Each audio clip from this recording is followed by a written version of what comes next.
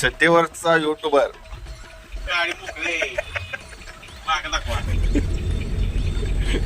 रात झाली नुसत्या गाड्या बघण्यातच.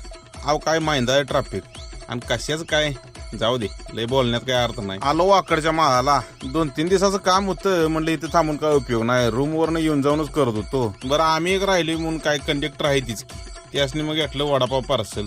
काय फपोटा होता वे त्यात आणि ऊन काळं पिठच नुसतं बाहेर पडतंय. आणि भावानं ही माझं रहस्य आहे बघा, गोरवयाच कंपनी कलर आहे, भाग चेंज झाल्यामुळे जरा फरक पडतोच.